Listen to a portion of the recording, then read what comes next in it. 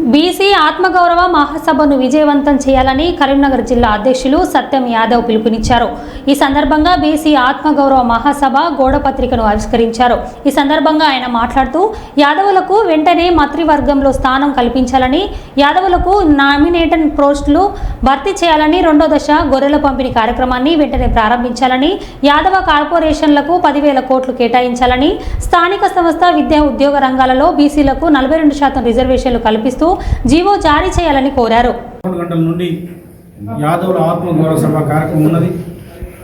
అందులో భాగంగానే బీసీ జనసభగా యాదవ సంఘాల జేఏసీ ద్వారా ఇవాళ ఈ కార్యక్రమ నిర్వహణ కోసం, దాని జయప్రదం కోసం అన్ని జిల్లాలు తిరుగుతూ కరీంనగర్ జిల్లాకు రావడం జరిగింది.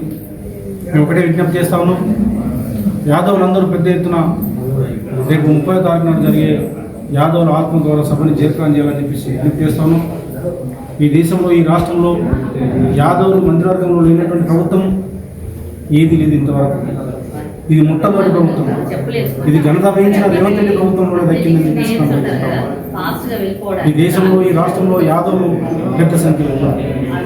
ఈ రాష్ట్రంలో 28 లక్షల జనాభా యాదవులు, కుర్మ యాదవులకు ఉన్నది.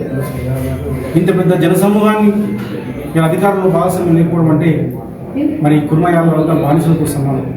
ఇది మన ఆత్మగౌరవానికి సంబంధించిన అంశం. అందుకోసం వెంటనే యాదవులకు మంత్రివర్గంలో భాగస్వామ్యం కల్పించాలని మేము డిమాండ్ చేస్తున్నాం. అదేవిధంగా యాదవులందరికీ మరి జనదావాస ప్రకారం నామినేటెడ్ పదవులు ఇవ్వాలని మేము విజ్ఞప్తి చేస్తున్నాం. ఈ జిల్లాలో మరి మా పద్మక్క ఉన్నది, గతంలో కాంగ్రెస్ పార్టీ మహిళా అధ్యక్షురాలుగా పనిచేసి, జిల్లా అధ్యక్షురాలుగా పనిచేసి, మా సువిధి ఉన్నాడు, న్యాయవాదిగా ఉన్నాడు, వారి తండ్రి అనేక సంవత్సరాలు కాంగ్రెస్ పార్టీలో పనిచేసి, మా ఐలేజ్ ఉన్నాడు, మా మహేంద్రాలు ఉన్నాడు, చాలా రోజుల నుంచి ఆయన కాంగ్రెస్ పార్టీకి పనిచేస్తున్నాడు. మరి మీ కాంగ్రెస్ పార్టీలో ఉన్నటువంటి మా నాయకులు మీకు గుర్తు కావట్లేదని చెప్పేసి మేము కొన్న ప్రభాకర్ మేము విజ్ఞప్తి చేస్తాం. మీకు బీసీ నాయకులు ఉన్నారు, శ్రీధరన్నకు మేము విజ్ఞప్తి చేస్తాము. శ్రీధరరావు గారికి మీరు చాలా సీనియర్ మంత్రి. ఇవాళ సామాజిక న్యాయం ఇక్కడ పోయింది. మీరు ఎందుకు మా బిడ్డలు, మా కరీంనగర్ జిల్లాలో ఉన్నటువంటి యాదవులు ఎంపీ గత ప్రభుత్వం మరి యాదవులకి మంత్రివర్గంలో స్థానం ఉన్నది. 5 ఎమ్మెల్యేలు ఉన్నారు, ఎమ్మెల్సీలు ఉన్నారు, రాజ్యసభ ఉన్నది. ఇక్కడ కరీంనగర్, ఉమ్మడి కరీంనగర్ జిల్లా గుమ్మక్క చైర్మన్గా, డిప్యూటీ చైర్మన్గా కొనసాగింది. అనేక అవకాశాలు, కార్పొరేషన్ చైర్మన్ అవకాశం ఇవ్వడం జరిగింది. మరి ఈరోజు మీకు ఎందుకు ఈ కరీంనగర్, ఉమ్మడి కరీంనగర్ జిల్లా ఇంత సంఖ్య ఉన్నటువంటి యాదవులను మీరు విస్మరించడం అంటే ఉద్దేశం ఏంటి? మీ కళ్ళ కనిపించట్లేదు. ఇంత అహంకారం, ఇంత కండకవరం, ఇంత దుర్మార్గం ఎక్కడి మీకు ఇంత మీకు ఎక్కడి నుంచి వచ్చింది మీకు ఇది అని చెప్పేసి అడుగుతా ఉన్నాం.